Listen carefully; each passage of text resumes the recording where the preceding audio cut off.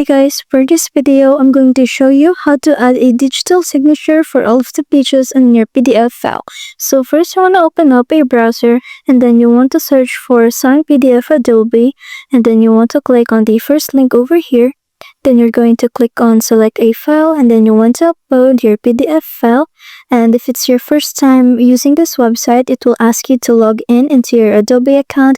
And if you don't have one, you can just go ahead and create an account. And after you've uploaded your PDF file, you will see the sidebar over here that says add signature.